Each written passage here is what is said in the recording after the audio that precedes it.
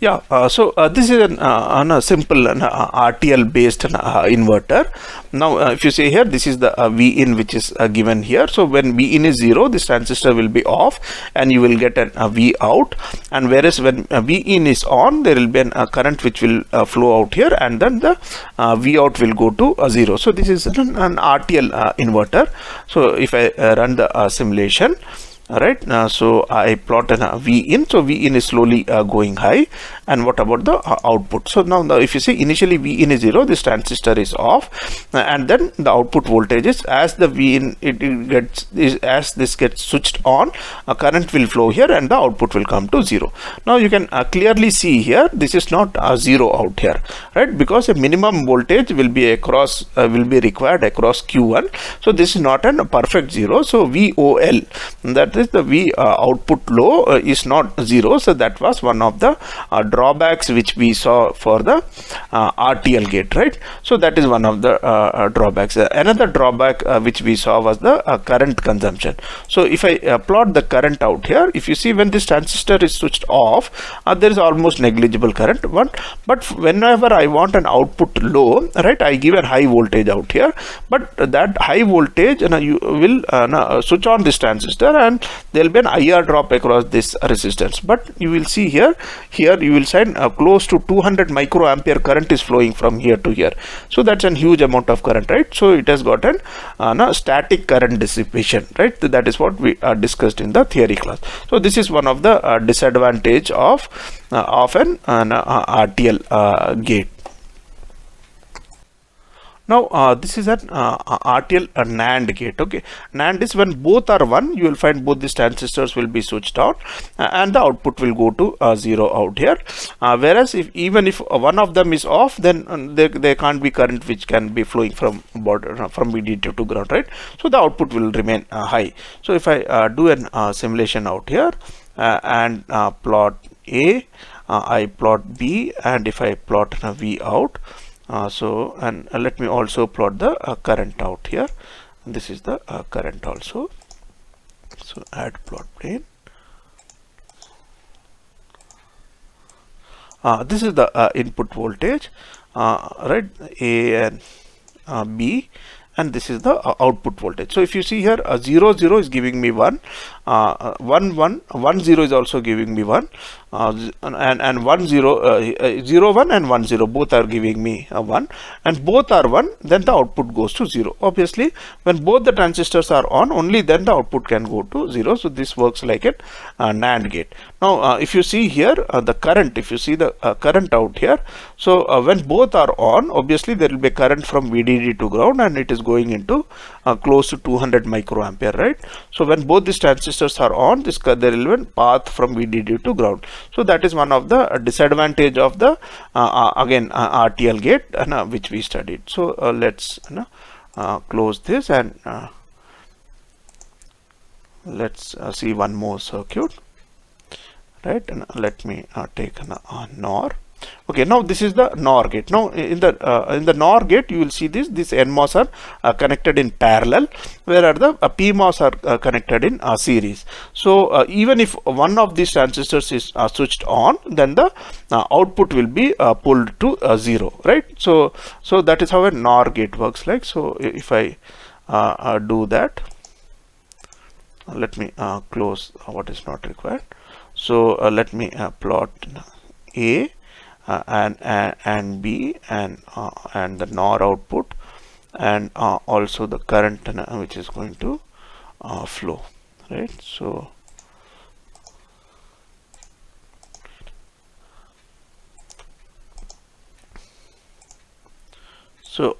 this is A, this is B, and this is the right. So you will find here.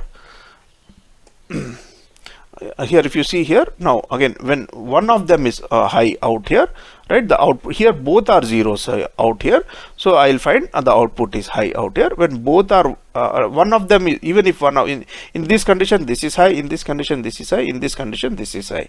So in all the three cases you will find that this is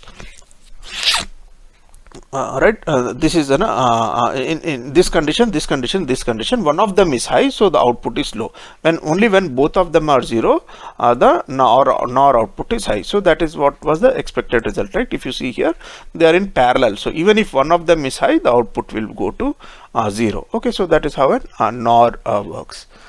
Now let me show something more to you, right? So yeah, this is Dtl Nand out here. Okay, if you see here, this is Dtl Nand.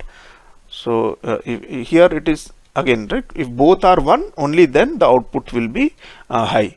So if I run out here, I plot an A, I plot an B, and then I plot out here, right? So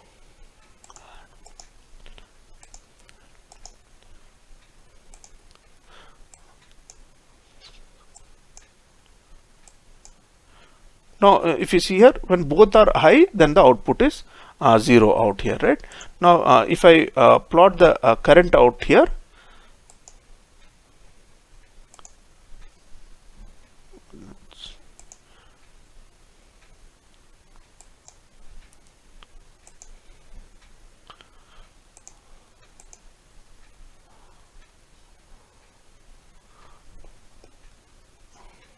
let me close this.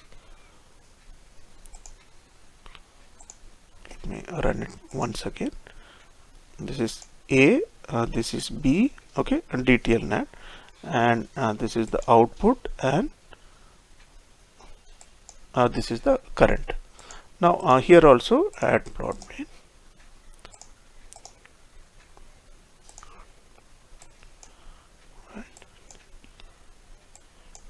Now if you see here again, that issue is there. When the output is low out here, this is NAND, right? So 1 output is low, but then you will find the current here is around 200 microampere. So that is the problem with the this circuit with the BJT based. Now when I showed you the NOR actually last time, okay, that was actually implemented with an MOS, okay, not with BJT. And let me run it once again. Now with the MOS, this is implemented with MOSFETs, right? So output, and let me also plot the current. Now here in the MOSFETs, if you see here,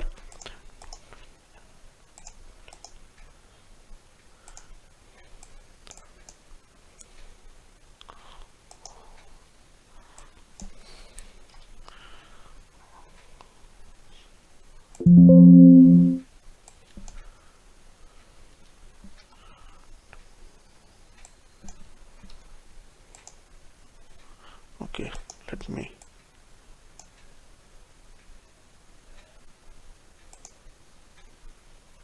A, B output, and the current out here. So this is a NOR MOS, right? Both are in parallel here, so that becomes NOR out here. Add plot main.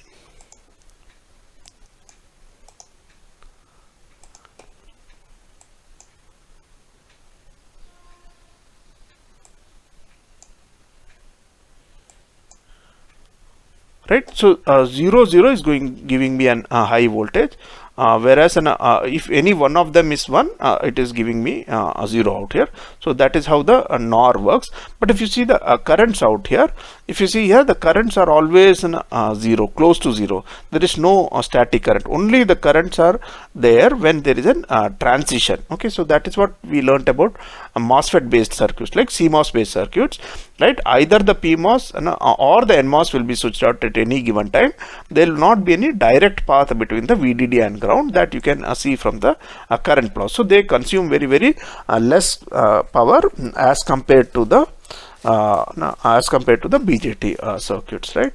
So that is how they work. Let me just show you one or two more circuits. This is NAND. Again, NAND implemented with MOSFETs. Okay, so the advantage with MOSFETs, like I said, is the current consumption. So there will be A, B, and NAND. Okay, so you can see here clearly this is the output for the last condition where A and B are both are 1, there it is going to 0. But the most interesting picture out here will be the current. Now if I see, add plot plane, and if I get the current out here, the current is almost 0 during static conditions. Only current which is it is like 0 microampere right here throughout. Only there is a current only when there is a switching of the input voltages. Only during transitions here, only during the transitions there is current. So that is the advantage of an NAND. Okay, so what you can also try making an full adder circuits also. So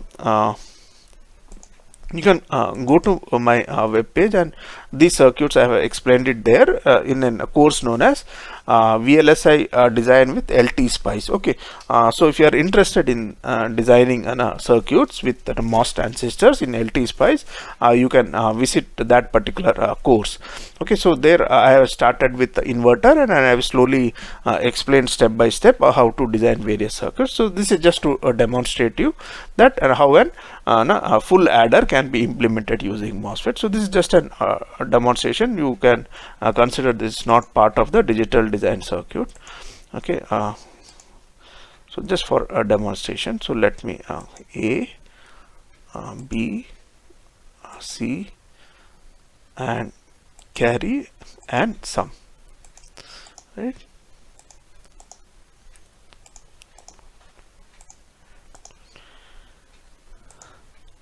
So I put A, B, C, then I put sum and then carry. So you will find 0 0 0, sum is 0, carry is 0. Now 0 0 1, sum is 1, carry is 0. And if I take this condition 1 1, sum is 0, carry is 1. Okay, so you can verify for all the 8 different combinations. Okay, so so with that we will close the class today. So I have just demonstrated some of the circuits out here. So you don't have to if you have time and if you have interest, only then you need to try to it. But otherwise, if I give a simple function, you should be able to implement that on paper for your final exam. Okay, so that's the requirement with regards to this course. Okay, thanks a lot.